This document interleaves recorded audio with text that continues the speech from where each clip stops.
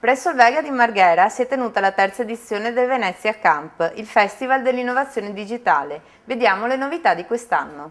Nella terza edizione del Venezia Camp è stata data particolare attenzione a tre tematiche che si intersecano tra di loro: pubblica amministrazione, innovazione e mondo digitale.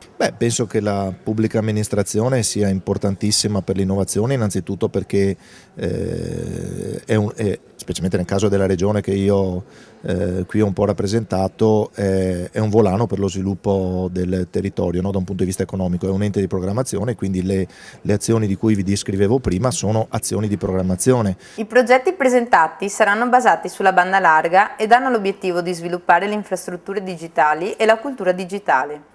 I vantaggi finali saranno soprattutto per i cittadini e le imprese che su queste basi potranno sviluppare vantaggi economici. Il 25 maggio sarà presentato un progetto sui dati aperti, ovvero verranno messi a disposizione dei cittadini e delle aziende i dati della pubblica amministrazione. Sì, il 25 di maggio pubblicheremo e presenteremo il grande portale Veneto, e quando dico Veneto dico di tutto il Veneto, non solo di Regione Veneto, sui dati aperti. Questo è un altro grande paradigma che si sta diffondendo in tutto il mondo, di aprire ai cittadini e alle aziende i dati della pubblica amministrazione, perché sapete che la pubblica amministrazione tiene i dati di tutto, dall'ambiente ai trasporti, alle anagrafi sanitarie, qualsiasi tipo di dato è tenuto dalle pubbliche amministrazioni, Stato, Regioni, Comuni.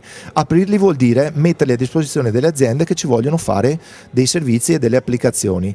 Lo scopo è dimostrare la spesa di servizi che la pubblica amministrazione sostiene e quindi trasparenza verso i consumatori, ma anche dati sui quali sviluppare nuovi servizi per un rilancio economico da parte delle aziende. È un altro aspetto sul quale guardare con grande attenzione, e che devo dire anche qui la Regione ha appena fatto la delibera sull'open data, quindi con grande lungimiranza, è la terza regione in Italia a farlo, quindi siamo fra i primi, ne siamo particolarmente orgogliosi e speriamo che anche questo dia dei buoni frutti per il nostro territorio.